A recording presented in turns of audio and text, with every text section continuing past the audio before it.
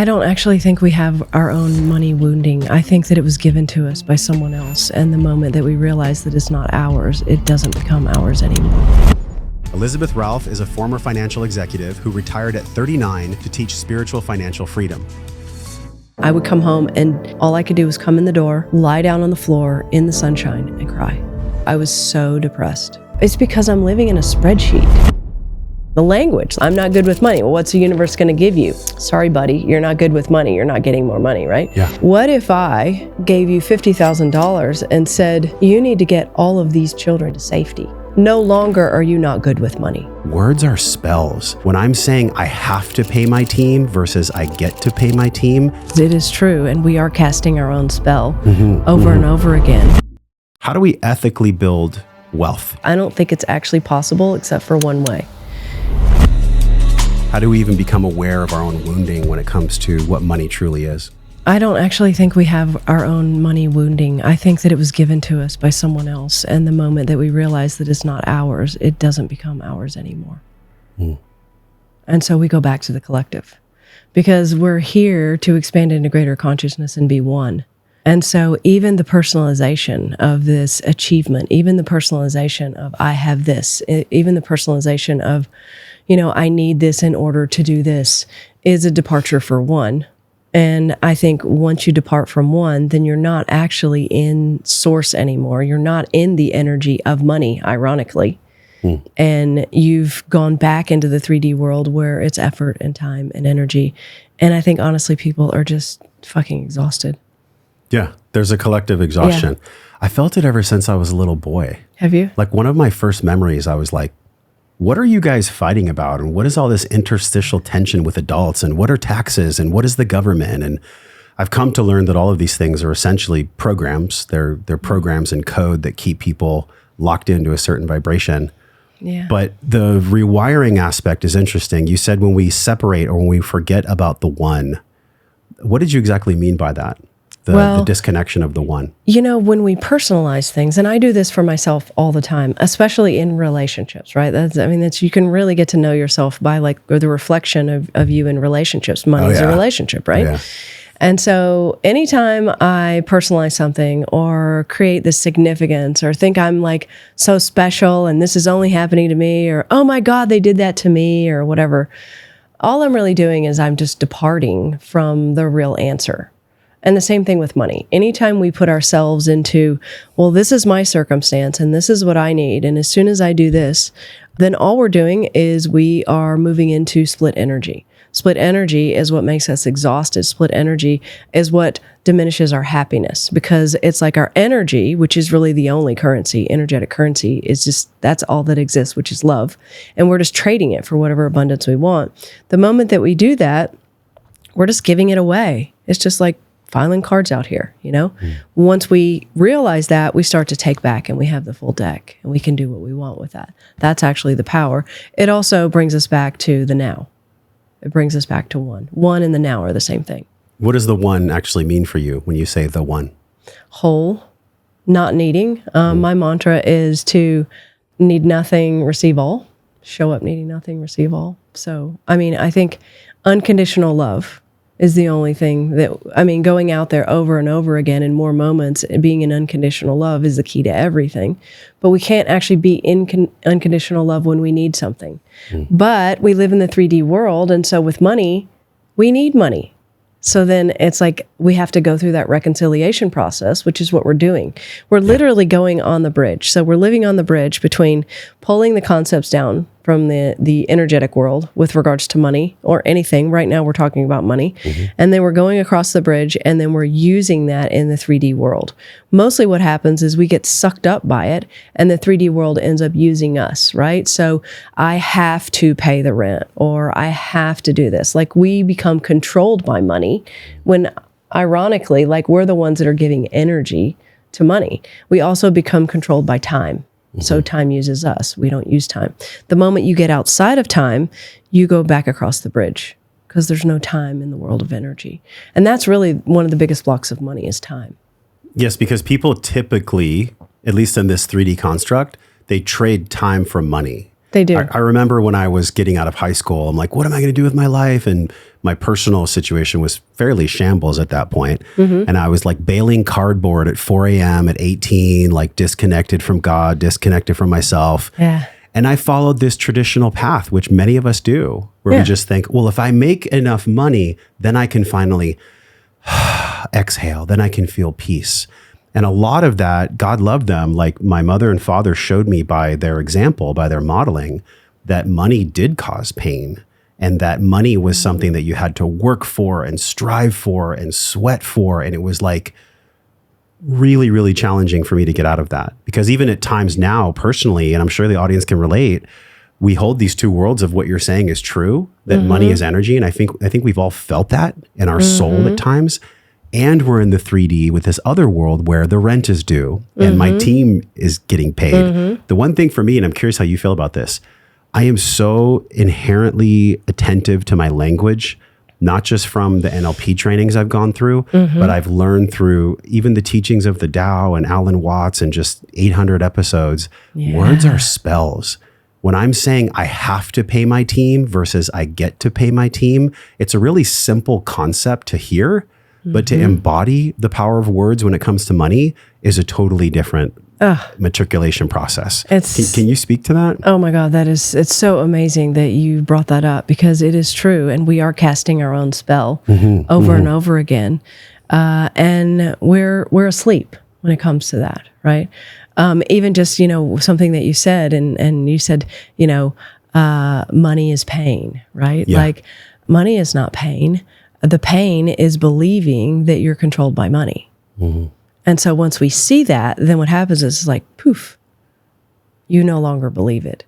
And so effectively, we're just being ruled by what are our own truths. And so the bridge is distinguishing what was given to us as truth versus what's our real truth. Where we get into, and this is something that I know that you know a lot more about than I do, is where we start to get into like our nervous system and the trauma and all of that. A lot of things can start to feel like truth. And so I do get it that people are like, okay, great. You talk about the energy of money, right? But, I live over here and I need all this money, right? But like they feel like they're living in their truth with money. But they're not if it's still difficult. They're not if they don't feel open and in flow and connected. They're not. And flow, by the way, is not a feeling good. That's just oneness. And you can actually be in a really challenging situation and you can still be in full flow with money. Like an example is, people say, I'm not good with money, right? And they block, because that's, again, the language, like you brought up. I'm not good with money. Well, what's the universe going to give you? Sorry, buddy, you're not good with money. You're not getting more money, right? Yeah. Well, what happens is if you can imagine yourself in the situation where, what if I gave you $50,000 and said, you need to get all of these people, these families and these children, you need to get them to safety, and you need to do it on this $50,000. No longer are you not good with money. No longer are you waiting. All of a sudden, you are one. You are God. You are source. You've bypassed all of that. Yet we will literally spend our lifetime, to a certain degree, wasted in that illusion that we're not good with money. And we'll justify it all day long. What do you think the payoff that people are getting? This is really good. This is really deep. I think that everyone can relate to this. There is an unconscious payoff that we're all getting, almost like a pseudo safety or an egoic projection of what safety should be by saying this phrase, I'm not good with money, or even a phrase like rich people are bad or money doesn't grow on trees. These are all epigenetically expressed beliefs that I believe come down through intergenerational belief sets and unconscious patterns. How do you make sense of the language that we've been learned to speak versus the first step in learning a new set of skills of language? It's going to be very challenging when someone is probably going through some of your early teachings, because they're going to be faced with their current narrative of what money, quote, quote, is. Honestly, Josh, I could actually speak to lots of sub layers of why, and, what's the secondary gain and all of that. And I think that each one, you could even go down to the individual level of it. Yeah. I think at the root of it, I think that we believe that the only way that we're going to belong is if we are operating in our ego, because that's all we've seen really modeled in this world. And I think that we are, again, I keep going back to the bridge, but I feel like we are living in a new paradigm. The old paradigm was you see all the spiritual teachers and they're sitting in a cave. They're not really participating in life. And then you see all the people participating in life, and they're, a lot of them, rich assholes, and we don't want to be them. So we don't want to be this guy. We don't want to be this guy.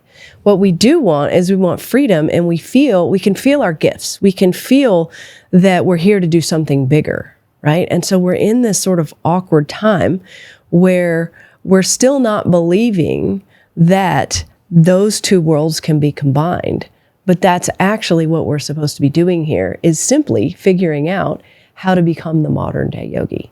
How to hold essentially two worlds, the world of responsibility and the world of energy. And see that they're one. And this is like, I'm on the pulse of what you're saying, because I was thinking about when you were in Australia and you were feeding Cheetos to a kangaroo. Yeah. Which I think is an interesting moment. I don't know why you were feeding Cheetos to a kangaroo. Maybe you neither. It was a wild share with moment. us that. But that's when you started to really understand, like, okay, I'm going to leave corporate and I'm actually going to save horses that are essentially unwanted. What was your reckoning about the meaning you had put on money as you were feeding the Cheetos to the kangaroo? What was that for you? Well, it was the world as I knew was suddenly broken.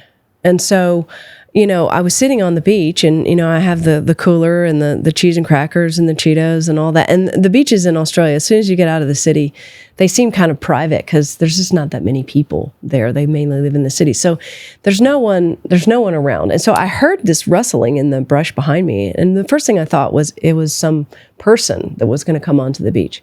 Well, then I see it's like this boing, boing, boing, this little kangaroo, and comes up and sits there literally like feet on the front of my towel. And I was like, I'd been to Australia probably 8 times, and I knew that kangaroos, they don't typically buddy up to people, right? And so it's looking at me, and I'm looking at this, and the only thing I knew to do was like reach my hand out, and it came up and took the Cheeto off of, and to even see its hand with the shape of its hand and the little claws, and this animal that kind of to me looks like 3 animals all in one. And I'm just in this like moment, and I suddenly realize, oh my God, this wild animal defined its own freedom. Like just basically went against all the rules and created an effortless life, because I knew in that moment that I wasn't the first person. I wasn't the first Cheeto giver here, right? So created a world for himself or herself and made it what they wanted. And I was actually working on the trading floor at the time. And this was when, you were still expected to check email on vacation and things like that. So I was feeling a little bit of the pressure of that. And that's when it came to me. I was like, oh my God, I will never be free until I define it myself. And everything switched in that moment. On the plane ride home, I had, kind of a diagram. I do everything visually because I'm a creative. I'm not actually that detailed. And so I drew everything out. And then I decided, okay, I'm going to start investing. And I just, there's always an opportunity. Every time and space in the market, there's always an opportunity. And it just so happened that I was able to buy real estate in San Diego. This was after the financial crisis. Nobody wanted real estate then. You couldn't get people out of the houses even. You would buy it and you couldn't collect any rent or anything. I was like, forget it. I'm looking long-term with this. I knew I wanted to cover my cost of living with the money that was coming from rentals. And then I started investing in the market. And it was easy for me to do that because, I worked in finance. I'd grown up in a family where, financial people and entrepreneurs. And so it was just dinner table conversation. So I leaned into it and ended up then, getting into horses. And I ended up finding this one white horse that I just completely fell in love with, and ended up buying him. And that kind of keyed off the whole thing about merging. So I started donating some of the proceeds from the rental property to horse rescues. And I started going to the horse rescues and getting more and more into that. And I think that's really when the world of spirituality and money became combined for me, But there was a moment when when the kangaroo was eating the Cheeto, Yeah. maybe a big moment, maybe years, to when you actually said, I am financially free because I can hold both of these worlds now. I have a connection to both of these worlds. How long was the Cheeto to the spiritual awareness? 8 years. And so in those 8 years, there's a journey there. Was there a high point in the journey that you think would be most efficacious to someone who's been chasing abundance or chasing money as a reframe you could offer? If you've ever blown up your life for no logical reason, congratulations. Your biology works. You're not broken. You're just running an old pattern. After 10 years of podcasting and interviewing 800 plus of the sharpest minds and deepest hearts on planet Earth, I built something simple to help you interrupt these patterns fast. I kept running personally into the same stuff, and audience members would write to me and say, Josh, I'm dealing with the same core 3 things, which are expressed through emotional epigenetics that are our emotional patterns, our unconscious beliefs, and our environment. This self-liberation blueprint is a free training where you get clear on how these 3 areas are blocking your life, and in 10 days, you can move from being stuck and distorted on the inside to clear and on purpose on the outside. The self-liberation blueprint is a 10-day jumpstart that's perfect for the human being that feels stuck, but they just can't figure out why. Now, I built this with no smoke and mirrors. I know in our world, there's a lot of smoke and mirrors when it comes to personal growth and spiritual development. I built this with 24 years of my own health, wellness, and personal development life experience. So I can save you money and save you time and start getting your results as quickly as possible. On your first day, you're going to go right into a self-assessment where we know exactly where you are and exactly where you get to be. We're going to take you through a dream vision process and specific breath work to create your life vision that you desire in the future as if it's here right now. All of this is free because I'm here to give it to you as a mentor in the same way that my mentors gave it to me.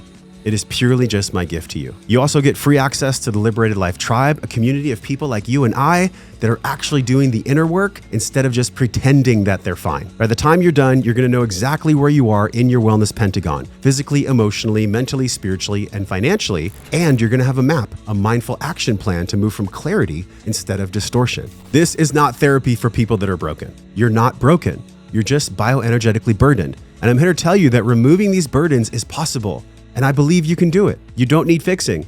You just get to have a clear starting point and a plan that actually works with your biology. If you're ready to move forward with your life without forcing it, join me inside the Self-Liberation Blueprint by heading over to liberatedlife.com. Come join us. Well, I think, yes, and I think there was a low point too, and I think it's important to not paint a picture that it was just some glorious, because wealth is not linear, right? It's like people think it is, but then they start to feel bad if they're like sort of in the trough of it when they're really just on the journey of it.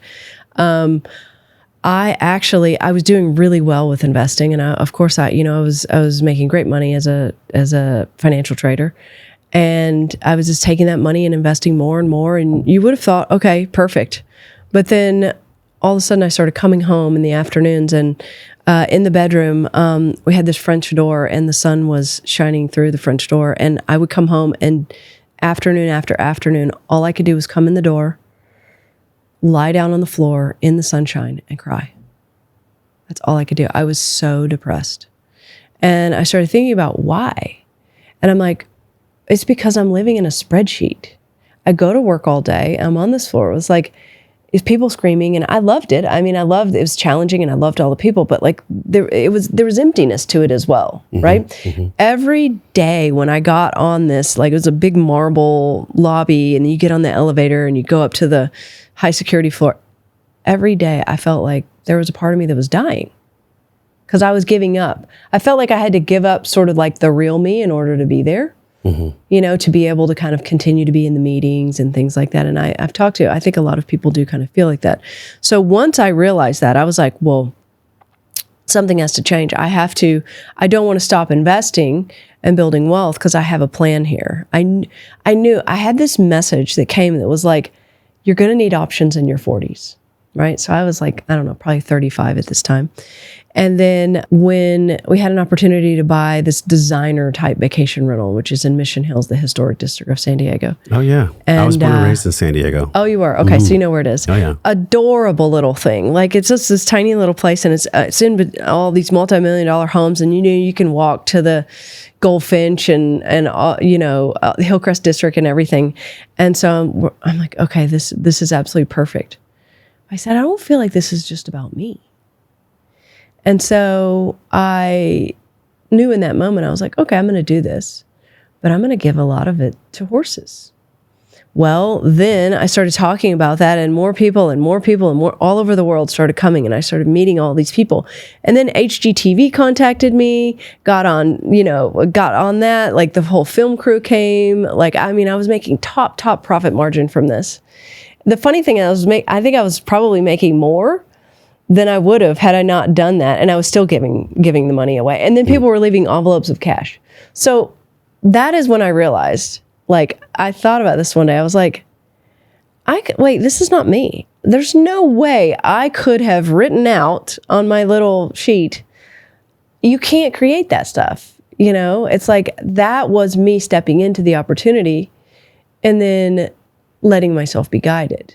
And that's when I've made the most money in my life, is when I've done that and let myself be guided, which, I don't know, I think a lot of people can't really do that.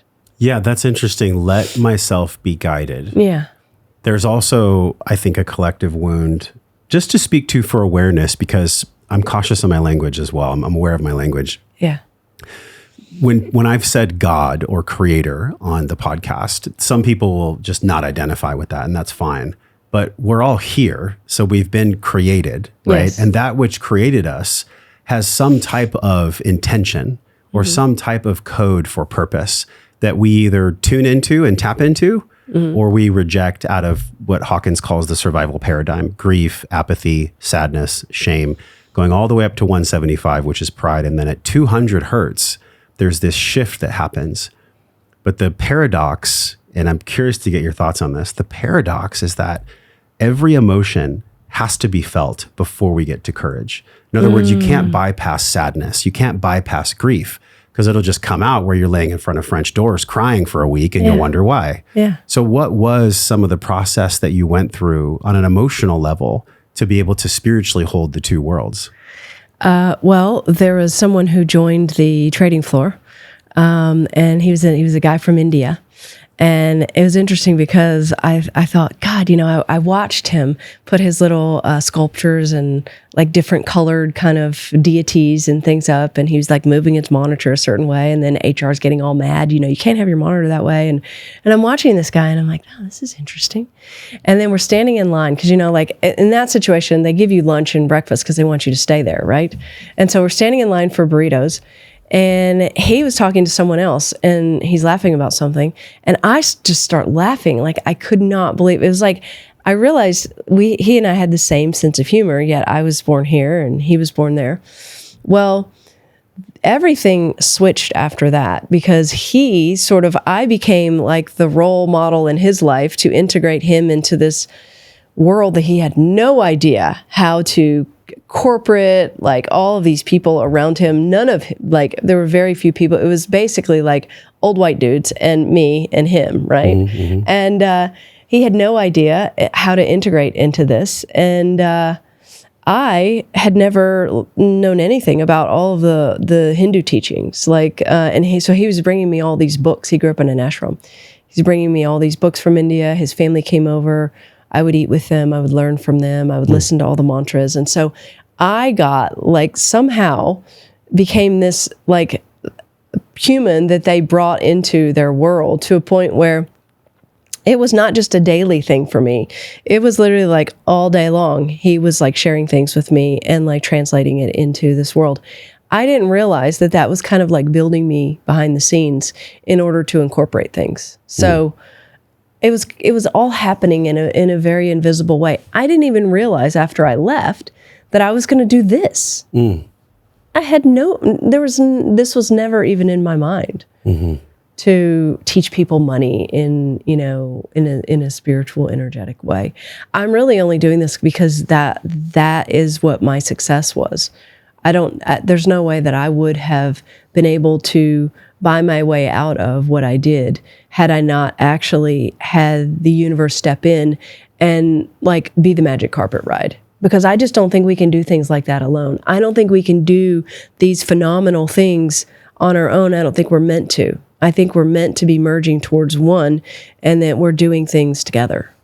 So then your cultivation, it's really cool that he had statues all around and that it flooded it, almost like spiritual osmosis, where you're just being around him was giving you a ground floor to God, essentially. It was. And I was so fascinated by him too. Like, he was so unique. And I think that sometimes it takes that, it takes a little shaking up. He wouldn't go out to the nice lunches, when we had clients in town or whatever. He'd open his drawer and he'd get out this Tupperware with his Ayurvedic, beans or whatever in it. It was just like, he was so just grounded and so routine.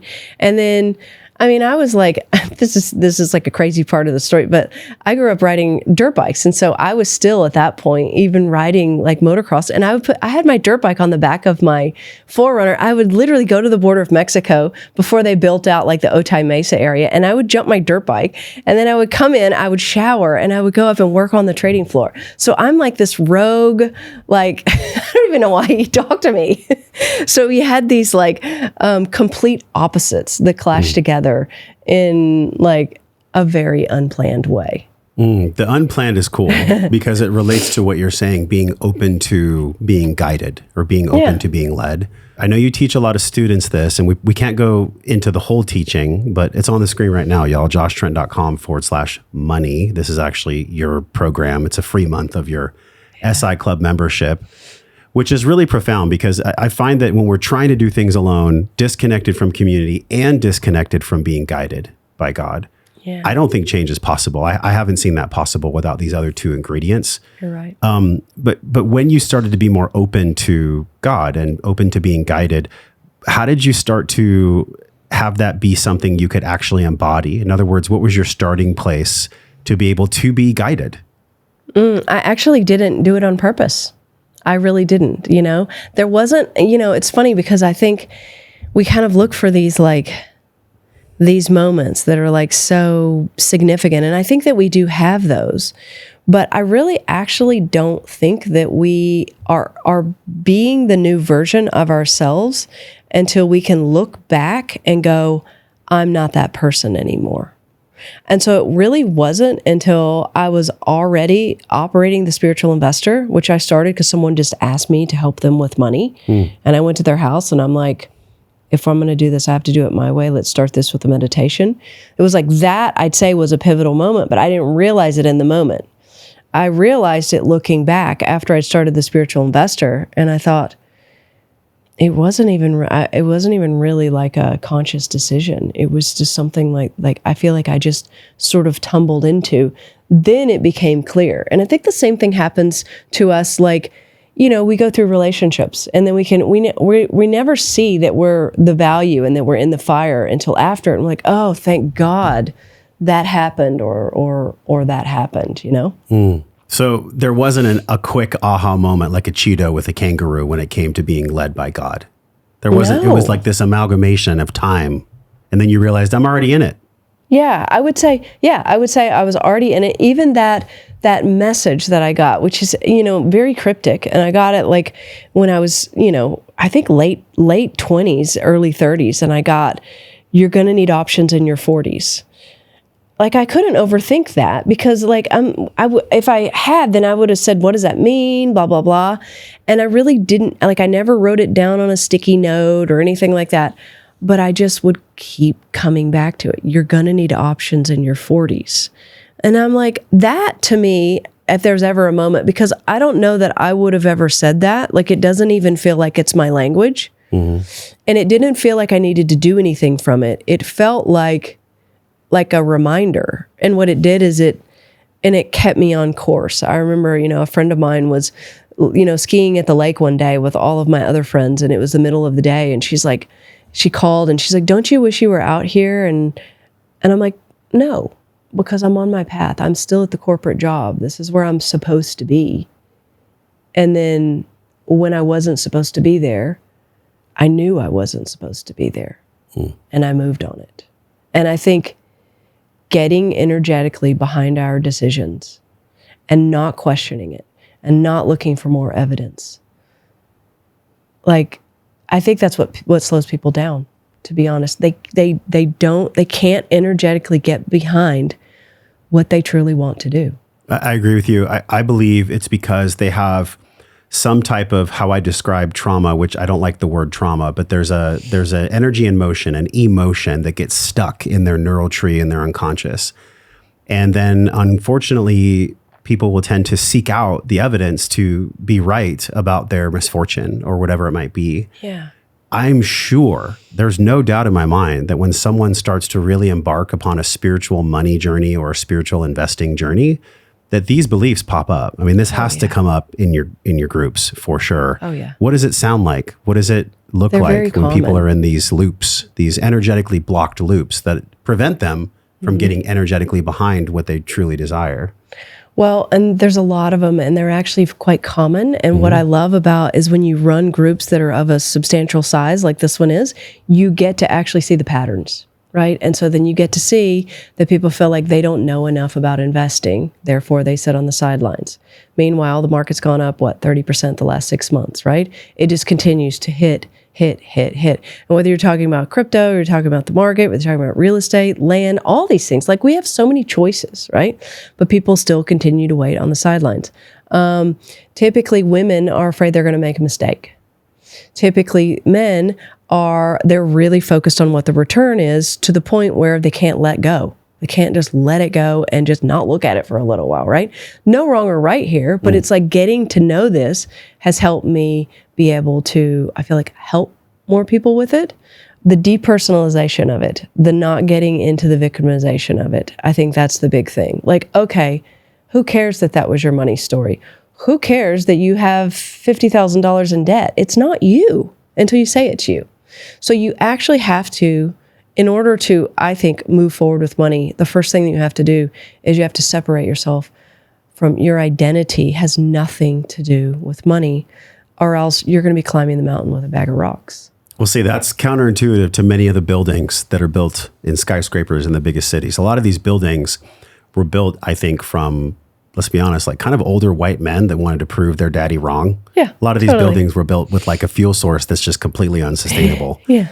So then walk us through the beginning stages of that. I get what you're saying, where it's like, hey, that was your story and like, so what? Who cares? Yeah. But the unconscious can hold on so tightly that it has to have some kind of a breakthrough in awareness to be able to let go of this older story that's blocking them. How do you walk people through that? It's so great that you asked this, because I don't think we can actually unlock ourselves from our unconscious. I don't think it's actually possible except for one way.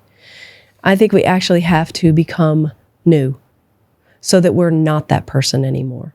Yeah. And so the whole thing with the spiritual investor is, you could talk about the energy of money all day long. You can read all these books and all that. And I love that. And it's fun and you feel good and you could talk about it. But at the end of the day, it leaves you in the same space, maybe even worse, because then time's gone on and you feel even worse about yourself, right? Sure. Then you go and you scroll through social media and you see this 3 hot top, tricks or whatever. Okay, well, this person, owns 25 Airbnbs. They started, 5 years ago. How is that even relevant right now? Someone who is $50,000 in debt and they just really want to actually have some financial freedom, like at least show me the path. It does nothing for them. It probably makes it worse because they feel worse. And I'm not judging anyone, but I'm just saying, like, I have this awareness that the identity of people with money is just getting more and more and more entrenched. But it's being sold as actual useful information, which is pulling us more into our identity. So the only thing that you can actually do is you have to go vertical and you have to completely simplify it. It's almost like when you go into prayer, right? When you go into prayer, which was wonderful, that you and I were able to do that. It's like you go into that, or even right now is a bit of a prayer. There's nothing that exists in this world right now except for you and I in this conversation helping people. That's it. When we can go back to the simplification of that's it, and you can actually do that with money, and you actually go down to, well, what is the one thing that I want to do right now? The one thing.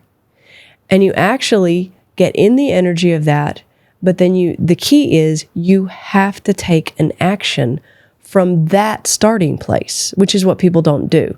They're always acting from the starting place of I need to pay the rent. They're not acting from. So that's the bridge. You actually get somebody to utilize that energy through our bodies, right? We're using that as vehicles. Yes. And to actually take a new step, do that over and over again. The key to like leaving your subconscious behind is not recognizing it. Like, and we do this all the time. Like, I go to the gym. I don't have to think about going to the gym. I love to go to the gym. Was there a version of me years ago that had to tell myself to go to the gym? Probably. I don't know her. That's the only key. And I think being in an environment where you can, because it's a practice. All we're doing is calibrating ourselves to a new frequency, because everything's frequency. And so we just have to realize there's nothing difficult about this, and it is unlimited possibility for everyone.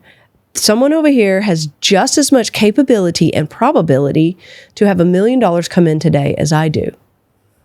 But they have to calibrate to a new frequency.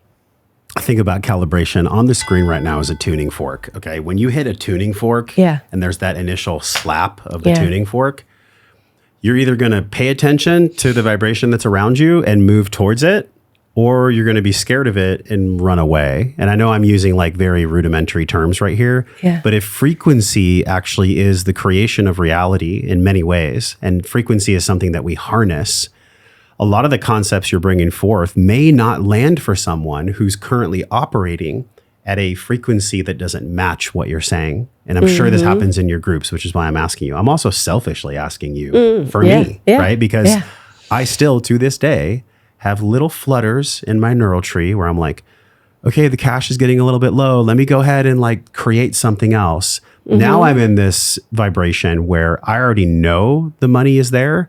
I'm just creating what I believe is a representation of that money. So it's a little game that I'm playing with myself where I'm not coming from, I have to make the money so that I can be at that vibration. I'm just creating as if the money's here now. And it's new for me. It's actually a very new thing, probably in the last 6 months or so. Do you find this to be true, that when the frequency that's desired is not matched by the current state of consciousness, that there's a delta, there's a learning curve that happens? And quite frankly, I want to push back on you respectfully, right? Yeah, I think that sometimes, many times, adjusting or recalibrating, as you say, to a new frequency, it is very challenging because there's a complete transformation process that happens to the individual. And transformation kind of is a metaphor of the chrysalis and the caterpillar becoming a butterfly. It's uncomfortable to recalibrate to a different frequency. How can you share with us a higher level of what I'm saying? Well, the way that I see it is we actually don't know what our frequency is. Our frequency gets reflected back to us. We think we know what our frequency is because of the way we feel, but it has nothing to do with that. Frequency, so we're on a given frequency, and so the opportunities come to us. Because money is love. You can't get love, but you can invite love in by being love. Money, you can't get money. In the old paradigm, you could if you want to trade time, but none of us want to do that anymore, right? We don't want the effort part of it. So the way in the new paradigm is you invite money in, right? And so if you're on a given frequency, you're going to invite money in that matches that frequency. Everybody can make a certain amount of money and it feel effortless. Like if I ask someone, was it difficult for you to make $100 this month? They'd be like, no, it's easy. So what happens is they're on that frequency. They might be on the frequency, they make $1,000. I know as we go through life, like, you know, to make $50,000 a month, it can feel difficult for someone and it can feel not difficult for someone, right? So the frequency that we're on is being reflected back to us via, are things effortless? What are the opportunities that are coming up in your life? And what is your normal standard? Because effectively, if we want to calibrate to another frequency, all we really have to do, and this is really challenging for people, I think this is the work, we actually have to fall out of love with the person we are now.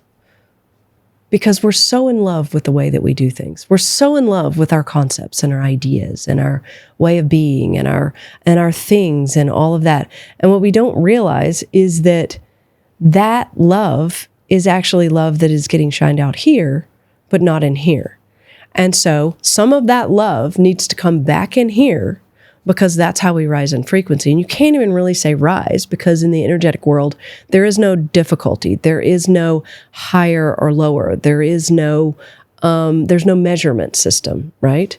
You know that you're on a different frequency by how things are coming to you, how effortless things are. So then if I'm receiving a reflection of frequency from my life, in other words, the fruit of my life, then it's an opportunity for me to be honest about what's being reflected. You can. So if you like what's being reflected back to you, then you have that opportunity to stand on the shoulders of that. What people do then, though, is they start to laser focus on that one thing. So they say, okay, well, the money came into my life, right? And I see this in the groups all the time.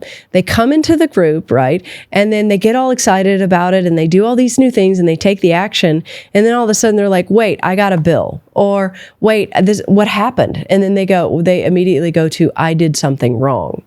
No, what you did is you went back into the 3D world and you said, I need to do more of this, because we're conditioned to stand in line and to get better at things. So something comes in, the universe says, okay, great, here you go. And they're like, so then they go back to their tools. They go back to just leaning into that. Let me focus on that. Let me feel productive. Let me feel logical and responsible. Well, the universe is like, well, it doesn't actually work that way. Actually, if you want more of that, what you would do is you would look at other areas of your life where you are not in an unconditional love. Because, and this is key, it is one energy, it is all the same energy. So if you are in a relationship and you are projecting control, like if you're needing someone to do something for you so that you can feel a certain way, money is going to project control over you because it's all the same energy. And so when things start to happen and open up in life, we're supposed to be stepping back. I say supposed to, we can do what we want, it's choice. We can choose to step back and go, how do I move towards one and clean up everything right now? But in order to do that, you have to give up that there is a direct connection between what you're doing and the money coming in. Mm-hmm. You have to give that up because that's 3D. In the 3D, there are marketing and funnels and lead magnets and all these things that are actually really good if they're used in the right way. Mm-hmm. But I've been in masterminds, and even in a mastermind this year, like an AI mastermind, and they're so focused on the marketing and top of funnel and all the kind of intellectual heady things. Mm-hmm. The most beautiful parts of these masterminds have been when we do an exercise on dream creation or vision or clarity of heart. You know, what is the outcome that you desire and what is the feeling that you actually want to have? And can you practice being in that feeling, aka vibration, that you describe as the universe or life reflecting it back to you? I find this so fascinating that in a world of sales and numbers and marketing platforms, that there's such a high emphasis on the marketing, yet without marketing, it seems to me like it would be not impossible, but it would be a longer process if there's not marketing combined with intentionality and heart and frequency and spirit. Do you believe that they are one and the same, the marketing and the heart and the spirit? I believe that they're not until we bring that energy to it. So I think that the marketing and the sales and the funnel and all that, that's just kind of like, okay, that's a vehicle that gets us somewhere. That's a necessary. I don't want to walk to the store. I want to ride in the car, Yes, right? yes. That is 3D world gone digital, right? Mm-hmm. But everything is based on the energy that we're going to bring behind it, which I think is what you're saying. You're saying like you bring kind of an authenticity to that or whatever. Yeah. You mentioned that like we can get into the feeling of something, right? Mm-hmm. Well, we can, but I know that has been like a spiritual principle with Neville Goddard on, you know, all of that is like get into the feeling of it, right? There is truth to that. But I think that there's actually an advanced truth to that I think that people are looking for, which is you can be in the feeling of it all day long. But until I feel it, you haven't actually created anything. I have to feel that because there's only one. And so if you are feeling wonderful and in free flow about money, it's nothing. It's actually wasted until you make me feel that way. And when I feel that way, I will reflect it back to you, and then you receive. Yes, this makes sense. a lot of what you've talked about, and this quote from your work is really amazing. Money doesn't move you. Doing what you love and helping others expand their consciousness does. Yes. That speaks to what you're describing. It does. Now, there has been some marketing gurus and even personal development leaders that have said, you don't make money by going out and just making money. You make money because you care deeply about what you're doing. And money is this reflection of to the degree in which you serve. Mm-hmm. Now, I'd love to get your take on that. But the other side of the coin is that people ask, well, why are all these people just like punching keypads at the IRS and making money out of thin air? And why do people like have these MLM pyramid scams where they're thinking in their heart of hearts that they're being of service, right? I'm sure that they're not nefarious by the starting place. Maybe some are. But so there's we're coming back again to these two worlds of like, okay, we've learned that the personal development leaders are actually teaching us a version of this highest truth that you're speaking. That money is this reflection of doing what you love and helping others expand their consciousness. I think full stop, that's its own inherent truth. Yet its opposite can also still earn money and take advantage of people and make millionaires as well. So I think this is kind of some of the substrate where people's wounds will come up and say, because I'm really feeling the audience, right? I'm feeling my own story from the past as well. The truth you're presenting is sublime, and there's an equal opposite truth if it's focused on. I mean, there's so many truths, actually. I mean, I think we basically live in a world that's all illusion, and we're deciding what is truth, right? No doubt. No doubt. A lot of this that's going on is just still the 3D world in disguise. It's just because it's digital doesn't mean that it's suddenly energy. It's all energy, but it's like what's important is what's behind the energy that's important. And so someone can be working at McDonald's and be the best person in the world, or someone could be working at McDonald's and be stealing everything from everyone. So I don't actually think that we can look at the physical world and derive any truth, actually, because I actually think that the physical world is just a rendition. It's a lag effect anyways. And so I think that the only knowingness and the only truth that we have is when I know that you have been seen, and I know that whatever I feel, you're feeling too, I feel like that is the only truth. That's it. That's all that exists. And that's actually the only transfer of energy. And when people are, a lot of people say, well, I'm out here in the world and I'm doing this spiritual business and I'm helping people. I see I'm helping people, but I'm not making any money. Right? That's what so many people come into the group, and they're just like that. They will hang on to that for years and years and years. Especially in the spiritual community. There's a lot of broke spiritual people. Yes, a lot. Why do you think that is? Well, there's this shadow standing in the middle. It's validation. They're still needing validation for that. If they didn't need validation for that, they wouldn't even be trying to tell someone about the value that they're giving. You can't tell someone about the value you're giving. They need to tell you. And they're telling you with money. Yeah. And they're telling you with their messages. Now, a lot of people also don't know how to receive money. So a lot of people will get more messages, or they'll get more like, maybe they do trade, or maybe something happens like that. We choose the method that we're going to receive abundance in. We choose the pathway.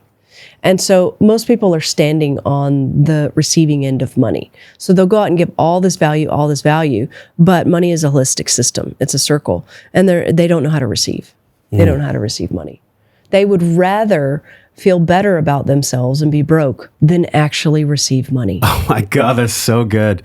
I definitely fell into that trap. I was a personal trainer for 10 years. And I started to notice, like, I'm doing all these great things for other people. I'm like inherently shining light on other people. I felt like I was holding a big flashlight and being like, look how cool I am. I'm like changing lives. And I remember I helped one woman lose over 100 pounds, which was amazing. That's great. But what was really interesting, and I came across this concept like 2 years ago on a podcast just like this. I just realized like I was holding this flashlight, but the space between me and the light was still dark.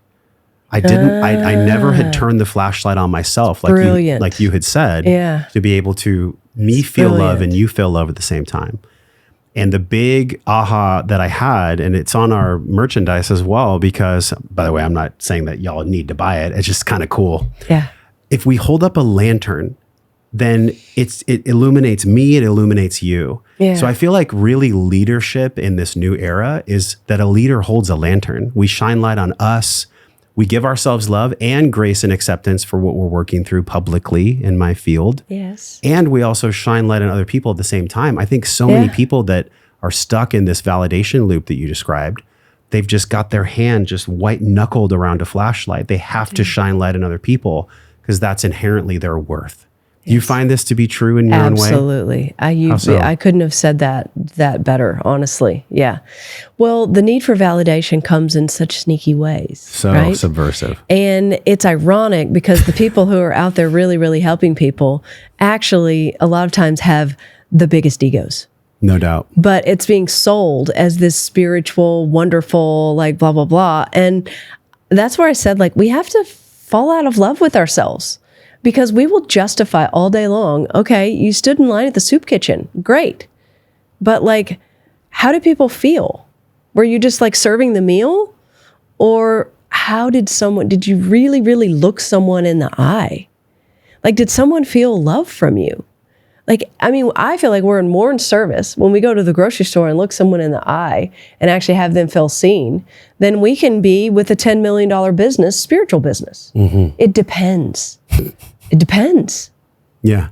It depends on the intention and the love that's able to flow through. How did you describe the circle? You had a term that you described the circle. So I see it as we go out. I say like the top of the circle, I visualize it like we go out, like we're giving value. Yeah. And then the bottom of the circle is we're receiving value. And so money is a holistic system. That's what I teach in the Spiritual Investor. It's you have to see it as a holistic system, which makes sense when we think about our health and food and all that. I don't know why we don't think about money like that. Sure. And so the brokenness typically is on the bottom side with the receiving, but then people are looking for validations and they're so scrambling and they love let me give more value, like you said, they're going to work on that part all day long and they're going to end up not building wealth. They'll end up making money and then it'll go just like water through a siphon and it'll just keep going and going and they'll keep having to show up and give more and more energy. And it's happening all the time. And it's actually, I feel like right now, is an even more pivotal time because there's so much going on in the world that I feel like it's almost like if you know your gift, if you feel that connection to God, as you would say, to source, all of that, it's your responsibility to be wealthy because that's what allows you to go out in the world and not need anything. So you can really show up with that lantern, as you said. If you don't take responsibility, because you came here to live in the 3D world, like that's just own it, right? Mm-hmm. If you don't take responsibility that you need to be wealthy, and when I say that, you need to define it on your own, whatever feels with an ease in your body. If that's flying private jets, fine. If it's just like not having a mortgage, whatever it is, right? But you need to find that sweet spot as a function of responsibility so that you can go out and do more, not put all the pressure on your spiritual business to validate and support you. Because then all we're doing is we're kind of in the 3D world, but we've got this fluffy, fuzzy, wonderful business. And I love it. I'm not saying you're not helping people, but when it comes to self-love for you, you're not being real because you're not really taking care of yourself. It's like the empty bucket. It's an empty bucket. So I'm putting out all this light. Yeah. And inherently, some people might, because of their own egoic projections, might not be able to see the ego of a spiritual leader. And they will pay them and they will invest their energy, which is money. But then the spiritual leader will have like a divorce or some kind of cataclysmic event that will put an even bigger hole in their bucket because I wonder what you believe, we're all being directed. There's a book on the shelf here and it's from Ram Dass. And he said something really beautiful at the end. He said, we're all just walking each other home. Yes. Which I think is so amazing. It's actually on some of our t-shirts as well. I just love the fact that we are walking each other home. We're all learning how to essentially unconditionally love self and unconditionally love other. And it is a really tall order if you look at the societal programming and the conditioning that we've all been fed from people that loved us, by the way. And I don't say that from judgment. Yeah. I wonder how you make sense of really like the crux of what we're talking about here, the habits the habits that are a formation of this conditioning to which I speak, the financial habits, whether it's the empty bucket because they don't love themselves or the egoic projection because they want the validation. What are some financial habits that would be a clear indicator that somebody is either seeking projection or that they have a hole in their bucket? What might be some of the habits that they've ingrained that are actually fortifying the hole in the bucket or the light of validation? Yeah, that's great. Well, one of them is waiting. So when people are waiting, and I hear this all the time, oh, I'm going to make $1 million. It's going to take me 3 months or 3 years or whatever it is. Source doesn't wait. So that's the indicator that you're not in alignment right there, right then and there. There's no reason that you would be waiting. So that's one thing. The second thing is when I said responsibility to be wealthy, if wealthy means to you that you own your RV and you drive all over and you're as happy as a clam, great, because you're still going to be projecting equal value out into the world as anybody else because you can still be in full flow unconditional love. If you find that you do that and you're sort of not in resonance with that, not feeling great about that, then just, look at yourself with that, right? Don't let anybody else define it. So in terms of habits, what I find is that a lot of people who are really, really into let's say money management, right? I think, of course, it's great to do money management because that's a function of honoring the money that's coming in, right? But I see a lot of people who struggle with money have this kind of a frenzied, or it could be with investing too, constantly checking it, constantly questioning it. Like, do I need to sell this? Do I need to buy this? Blah, blah, blah. And I'm like, are you a trader? Because if you're a trader, then you should be asking that. If you're an entrepreneur or, running some type of business where you're helping other people, then maybe you need to figure out how to do this in resonance. So is the habit in resonance and supportive of your life? Not, is it from the 3D world and I feel like I should do it because I'm irresponsible because that's what my mom and dad did kind of thing. And I think that if you really start to look at that, then you can actually create your own practice and don't feel like you need to do something a certain way. I don't do that much money management. I'm more of a high level creative, I'll move big money around and I'll create, a new product in the business or a new business over here. And that's just kind of the way that I roll. I used to feel bad about that. I used to feel bad because I'm like, I should be every single day, I should have this routine. Well, it's interesting because 2 people on my team, they have this daily routine. And so they're able to bring that into the group and sort of their take and help people that feel more in resonant with that. I don't have to do all of the stuff. And if I did, I'd be slowing myself down. I'd be waiting. Interesting. You said that the universe doesn't wait. Can you expand that? Because one could do the work and be in resonance with what they're putting out in the world and do the work to receive and mend the hole in the bucket and look at their projections and make sure that they're in true coherence and in resonance with what they're doing. Are you saying that there's literally no lag time once they've done that the money will be part and parcel of their experience? Oh, it is if we create it. So if I'm waiting for something, then I believe I don't already have it. If I believed I already have it, then the waiting concept would never even come into my mind. And so the moment that I wait for something, I've agreed to wait. Because it's just like whether it's a thought or whether it's a language, it's the same thing. Once I do that, I'm putting it out there. I'm good with not having that right now. And that is one of the huge things that keeps people, from getting more money. And that has so much to do with time. But time is fascinating to me because we've all been conditioned to look at our watches, and we had a calendar appointment today. Yeah. So time is this thing that overlays on life, but life literally has no time. There's no squirrel wearing a watch. Right. Animals are just matched to the circadian rhythm. So there is circadian rhythm, which is beautiful. I know you mentioned Napoleon Hill earlier, or someone like him. I got a lot of value out of his book, Outwitting the Devil, because he talked about wisdom being the harmony that you're putting out and the harmony that people are feeling from you and that you're creating with them and with nature and God itself, which I think is a really beautiful phrase. I'm paraphrasing it. The discord that is between I have to wait versus I already know that the money's here because I'm in resonance with it. That discord is unique to each person. In other words, the space that they may feel like they have to wait. Did you ever go through a personal time where you could really understand, wow, I was waiting, but it was actually there the whole time. Yeah, my whole thing when I was in corporate and the living in the spreadsheet. Like now, you don't have to wait 8 years. I mean, my plan was 10 years and I did it in 8. And I thought, okay, well, I've exceeded expectations or whatever of myself. I see now you don't have to wait. The people now, especially given like all the opportunity that's out there now, anybody right now can do in less than a year what I did in 8 years. Break it down for us. Well, you cannot wait. So your whole energetic being has to get behind it, right? And so it's going vertical with it. It is, I'll use the example like when someone, let's say someone plays baseball in high school, and then all of a sudden they figure out, okay, well, I'm going to play professional baseball. You don't have to have the conversation that they need a new coach. You don't have to have the conversation that they need, their schedule's going to change, their workouts are going to change, the way they eat is going to change, the way all their friends know, parents know. The whole world gets behind the person that's going to play professional baseball. There's a switch, and it's an energy. And that is an energy that we can harness, but we don't.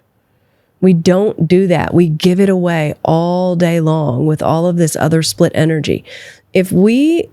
If someone wants whatever they want, whether they want financial freedom or the ability to never worry about money again, because I think that's really what people want. I don't actually think that people want money. I think people just want to be able to have a life and do what they want and not think about money. Sure. So let's say that we want that.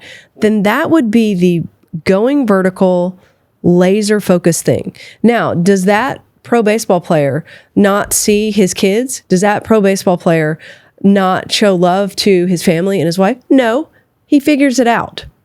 So this whole, I have no time, and I'm not a parent, but I get, like, I have a lot of parents in the group, right? You have set schedules, all that. I get it, right? I travel a ton for work, right? And so I get it. You get off schedule and things like that. Our standards are so much lower than what we came here to live.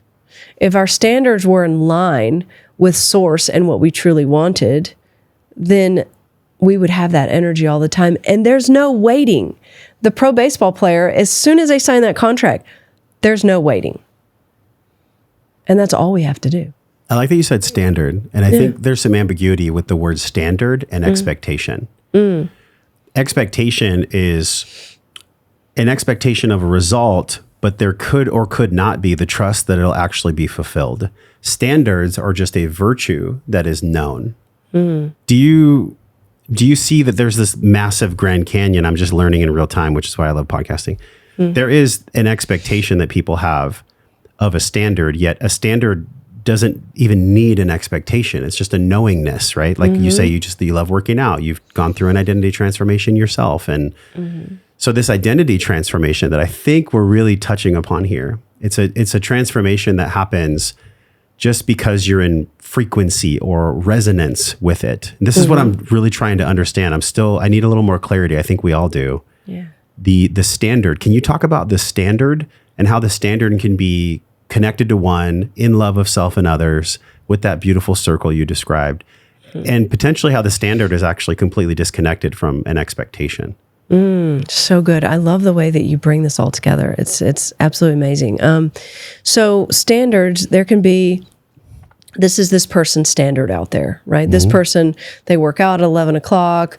They never get up before 9, Or it could even be like just values in life, right? And so that's like a 3D external standard. There also is a standard that is within. There is a solidness.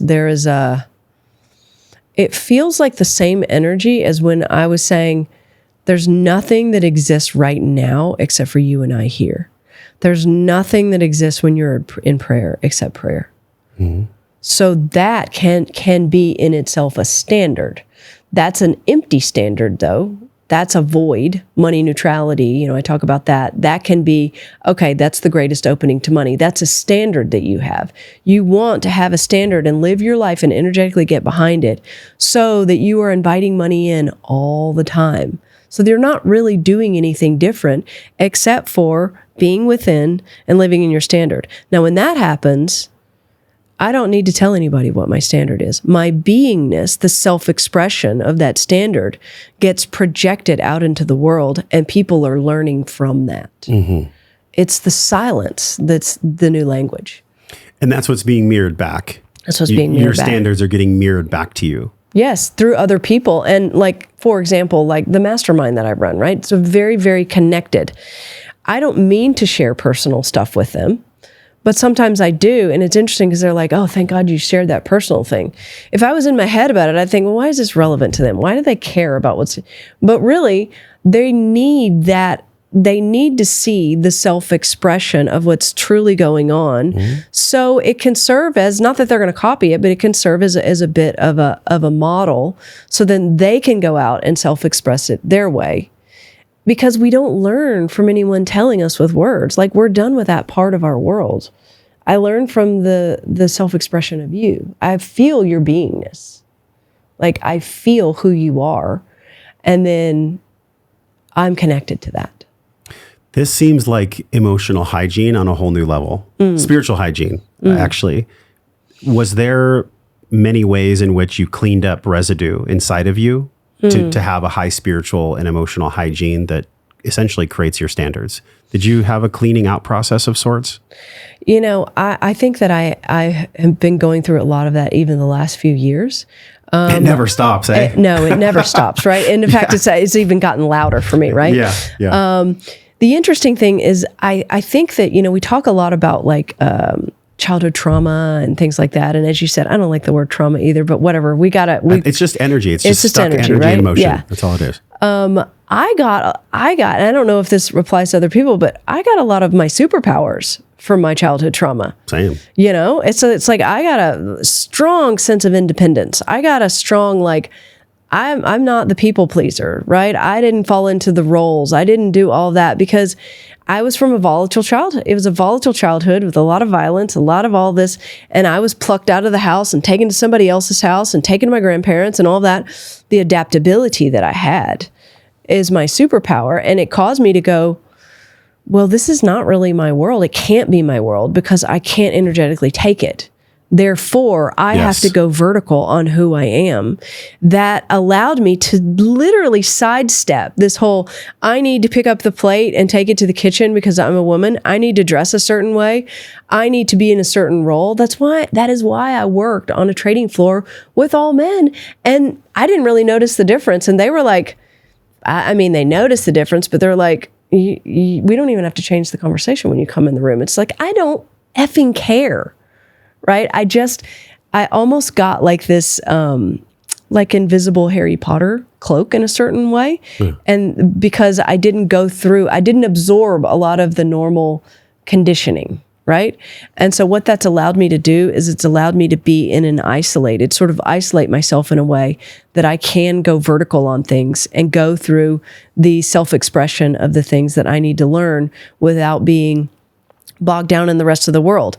Now, there's also a flip side of it. There's always a double-edged sword, right? And so the other side of this dragon is that in relationships, I can shut down. I don't want to talk about that anymore. I can create emotional distance if I need to. And I have done that in a way that is probably unfair, I would say, to the other person. And I've done that subconsciously. That's a lot of what I've been going through in the last few years is, really seeing a lot of that reflected back to me in terms of my relationships. Like, where am I showing up going, I need this.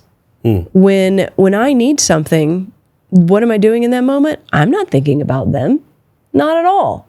So what's happened is I can do this so easily with money. Honestly, Josh, like money has been very easy for me.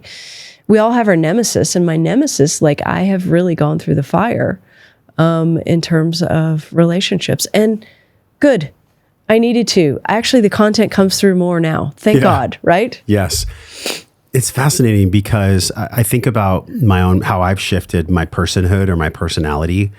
And there's absolutely no way I could be sitting here with you now if I was the overweight football player from East County, La Mesa. I love it. Yeah. It ain't happening, Elizabeth. That's right. What's the biggest part of your personality that's shifted for you?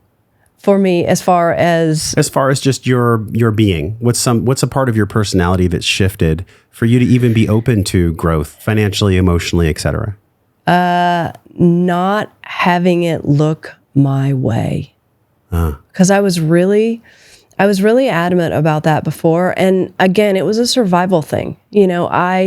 At 9, I was sitting at a stop sign. My mom was driving, I was sitting at a stop sign and I had my feet on the dash. And I remember asking her, when are you going to stop leaving?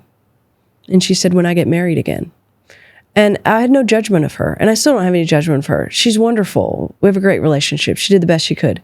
However, I knew in that moment, it was like something came down from the sky and told me in that moment, I have to make decisions for myself because there's not really an adult that's looking out. Okay, great. That changed the trajectory of my whole life. However, it wasn't until, I got into like my late 40s that I started realizing, well, there's also an element of control to that. And I was blocking a lot in my life. I was going out there in a way that was very needy. And had that not been reflected back to me, I don't think that I could even be at the level that I'm at money-wise. I don't think I could be at the level that I'm at, even talking to someone amazing like you. There's no way that I would be sitting here if I hadn't seen the reflection of my own control. I'm going to go back to frequency because I feel like this really fits with what you shared. So just do a thought experiment with me. Yeah. If we know from just science and also just spiritual understanding, it's like we don't even need science to tell us this, but I'll just bring it through. Yeah. So energy cannot be created or destroyed. It can only be transmuted. Yeah. Right? Yes. We know that on a scientific basis. It's very common knowledge.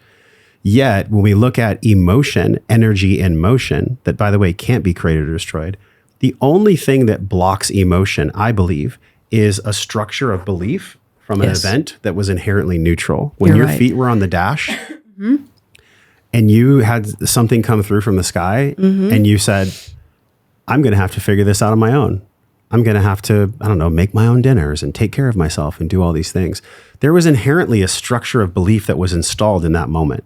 And Absolutely. I think this happens to all of us. I think it's part of the grand design, actually. Yep. And then we hopefully we meet the right, beautiful, loving people that help us unwind and remove these braces. You work with horses, so blinders. It's like we almost get blinded to, oh my gosh, there's more than just me being in hyper control or hypervigilance, right? How much of your own childhood trauma drove you to create what you have versus what is the fuel source now that drives you that's not connected to that trauma?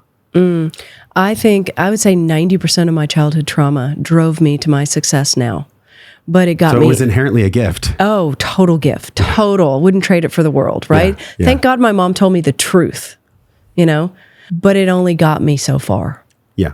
And I think that we all hit that knowingness of, this is really effing hard right now. And something's not working. Something is not coming together. And that's when you have to go through the fire. I call it breaking the structure. And so breaking the structure and going through the fire is an integral part of our whole evolution. I know you've probably talked about this as well, right? What we typically do, though, is we wait until our circumstances break around us. So there's a car accident, there's something, we lose money or something like that. And then what we do is we react to it. All of our energy goes into reacting to it.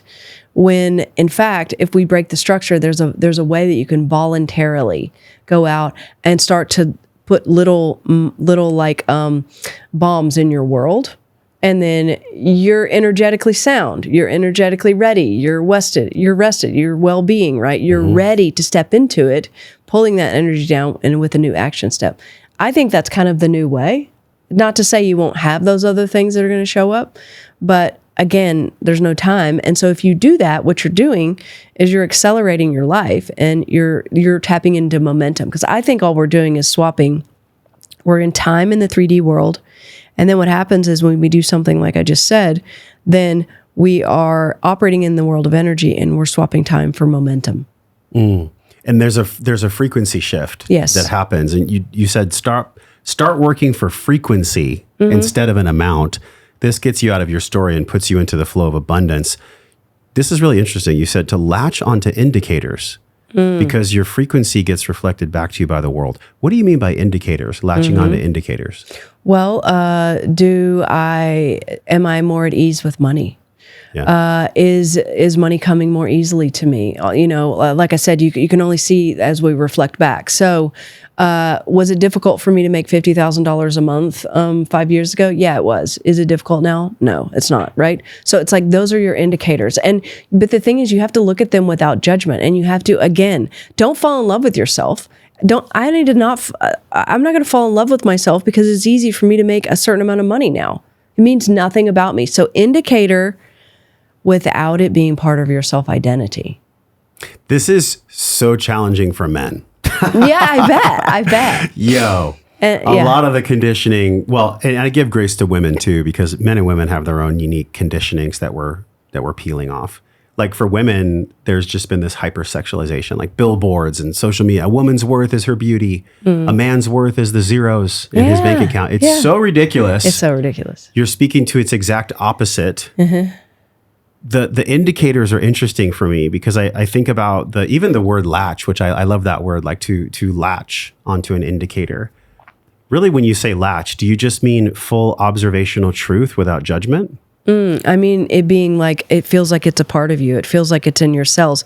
If there's an entanglement, you're latched, right? And so, you know how like when you break up with someone and like you're thinking about calling them? Sure. You have an entanglement. Or you stalk their social media. Or something, right? You're thinking about them all the time. And you don't even realize you're thinking about them, but you're thinking about them, right? Sure. So, and then what happens is someday you don't think about them anymore, right? So the entanglement is broken. So that's what I mean by latch, because that's what keeps you in a different frequency, or is your entanglements. Yeah, the entanglement it can be really beautiful if it's matched with one's love that they're putting out and that they're receiving. I don't think there is an entanglement if it's love. What would you call it besides an entanglement? Well, because we don't actually feel like we're entangled, like love is wanting something from us if it's real love. I think love just feels like breath. I think it feels like air. I think that we can justify our entanglement sometimes, and it can be masked as love. And I've done this all day long in relationships, or even with money. I've done this, right? I can justify that I'm going to do this, and I'm going to say it's not about money, but it's about money. That's an entanglement. Okay. I can grok what you're saying. Yeah, because I think of entanglement as like this, like almost like trees, like the roots of trees that are loving each other and feeding each other. Oh, but I see, yeah. But I could see how entanglement could be also unhealthy. I could see both worlds of that. Yeah. We live in this modern world where AI is creating chaos, and I've talked about this before, but it's on the screen right now, y'all. So this movie that I love, it's called Finding Joe, and it was this documentary that talked about the Chinese symbol for crisis. And crisis is both danger and opportunity. And it's so profound because there is a lot of danger that's out there with AI, and also with like a lot of unscrupulous business leaders too. There's danger. And if you're not conscious, you can be sucked in. But there's also radical opportunity. So it really brings forth this question for me. How do we ethically build wealth, true wealth, not just money, but wealth, in a world that is designed to profit off of our addictions and insecurities?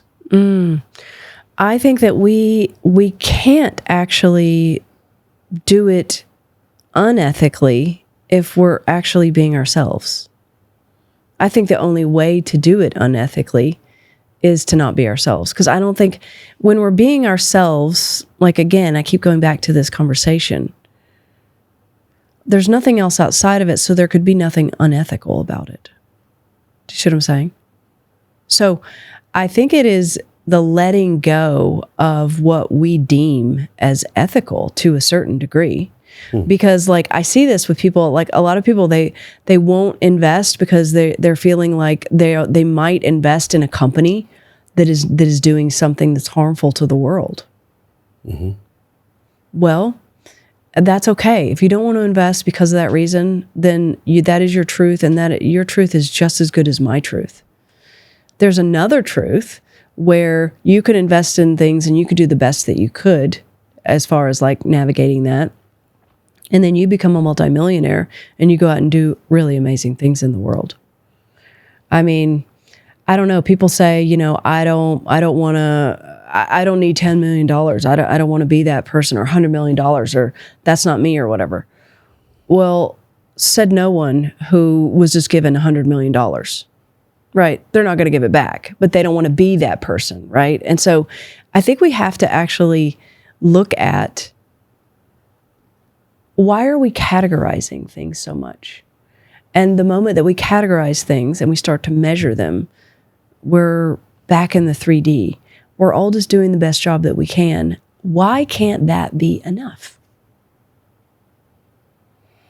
So the categorization or the record keeping, bookkeeping, is somehow connected to, especially for men, I'll speak from a masculine perspective, some type of measure of our worth, which is the paradox that sabotage us from feeling worthy in many ways. Yes, that is so well said. Yes, that is exactly it. And I think that is part of the journey for men right now, is to be able to give that up. And part of the journey for women is to support them and allow them to give that up.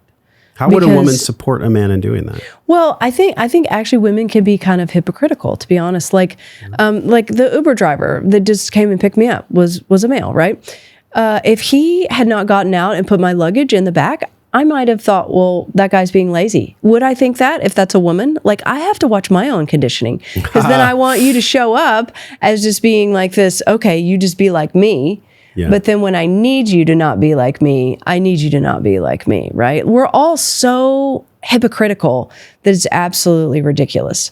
And I actually think that as we're moving and we're expanding into consciousness, we don't lose our hypocrisy. We just start to laugh at it. And Alan Watts is a perfect example of that. Like, I'll just laugh at myself that I just saw that about myself. I'll just laugh at the fact that, you know, I have gone through the fire in a relationship and I've taken myself way too seriously.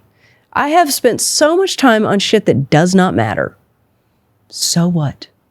And you know what? I probably have an ETF in my portfolio, I mean, that has a company in it that is not doing what I would really want them to do. I don't know. I could go through that, but then they could switch managers and then they're doing something different. And how am I going to know? I mean, I'm not buying cigarette companies. Okay, I do know that. Yeah. But to a certain degree, like, you know, don't hate the energy company and then put gas in your car. Sure. Yeah, I look at this as kind of like, and in the vein of not taking things too seriously, I love that you said that. I look at a lot of this. When I was a kid, we played Monopoly. And I would like get annoyed and angry that somebody would get the most expensive real estate. And as an adult, I've reflected on that. And one of the biggest breakthroughs is actually so simple. Wow, look at how angry I got at Monopoly. And then look at in my adult life how angry I got at people that were winning and how much I would judge people that were winning. And now, instead of me, and this is like an actual transformation for me, I don't feel a charge to people that have money at all. I actually celebrate it. I look at the people that are winning, quote, quote, the Monopoly game that we're all here in, this game. Yeah. And I just ask myself, well, that's so cool. I wonder what I could learn from them. That's so great. Or I wonder how I could play the game and get Park Place and Boardwalk. And so it's shifting judgment to curiosity. That has been a massive transformation. And I wonder if we could close with this. This is probably like the magnum opus in many ways. I'll let you use your own terms to describe your own magnum opus. You said that when it comes to freedom, most people have not lived in the way they want because they've been under the spell that freedom is something you're given, not something you define. Can you expand that as we say goodbye to somebody who is really gravitating towards what we're talking about, but they're also feeling interstitial tension? Well, I'm so glad that you brought that up, because we don't realize that we're choosing everything. And until I choose it, I cannot put my energy behind it. And if I don't put my energy behind it, then I'm not defining what I want. And the moment that we realize we're choosing everything is the exact same moment that we realize that we create everything in our world. And if I know that I create everything in my world, then I can no longer blame anything in my world. And the moment I stop blaming anything in my world, I cut all entanglements. And then I'm operating simply as source. And when I go to freedom from there, I don't have to think about what freedom looks like. I feel freedom. I become a self-expression of it. You feel free when you're around me. And anything that I'm feeling, you're feeling too. And that creates a magnetism and that creates a self-expression. And I can have anything that I want in the world. That's freedom. And then that freedom becomes momentum for other people's freedom. It becomes inspiration. Mm-hmm. It becomes, hey, maybe I can do this. Just what you said, right? You said that now that you don't have to charge about money, now what happens is all that can come through you. And so now it can come through you, and then you get to choose what part of that do you want. So then you're deciding. It's all we're doing is giving control away. That's all we're doing all day long. And all we're doing as we're expanding into consciousness is we're just letting go of that. Well, what an expanding conversation.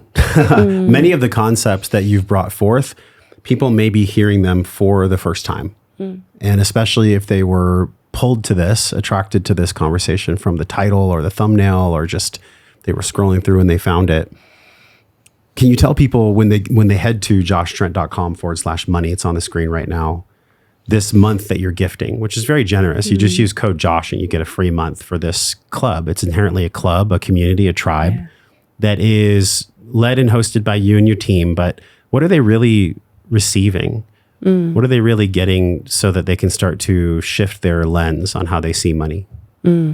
So they're getting to sort of be in the energy of this a little bit more, because it's like you say, maybe it's new, maybe it's not new, but I do believe it's just kind of like we read a book for the third time and it sounds different because we're different. Yes. And so there is a value of just being energetically in something for a little while. Also, I give them, a few stock picks. Every month I'll do one, sometimes I'll do three. What it's doing is getting people over this hump of, I don't have money to invest. I don't have time. I don't have the knowledge. So basically what I did is I looked at what are the major roadblocks for people. And then I tried to, I'm attempting to solve them and put it in this little club type of environment and have a community where they can go and sort of learn a new way of being, become a new self-expression, and then go from there, then go out into the world and see what they're going to do. Yeah, I'll speak to myself and to the people that have gone through wounding about money. We cannot heal alone. We're not meant to heal alone. We're not meant to shift our identity alone. Thank God, no. Thank God, because how boring and freaking hard crazy would that be? I know. If we were meant to do it alone. I know. Yeah. It's so fascinating. It's so fascinating because when we're truly, truly just like in who we are, we have no desire to be alone. Like, right. If the whole world blew up right now and it was just you and I, we would never even think separately anymore. But really, is there a world out here? No, there's not. Only when we become separate, that creates the world. Well, if you're looking for a spiritual journey, you've had one. Go and join this tribe, this supportive community if it calls to you. And I just want to thank you for being my guest. Oh, thank you. What a great conversation. I know. Wow, this is great. Thank you for like bringing all this through in the way that you asked it, and who you are, the self-expression of who you are allows all of this. So thank you. You're so welcome. Yeah. Yes, y'all. If you're curious, follow your curiosity. It's way more fun than judgment. Trust me. It is. Way more fun. And until we see you in another podcast, I'm wishing you love, wellness, but most importantly, peace and power. You cannot have true power unless it comes from peace. We'll talk with you soon.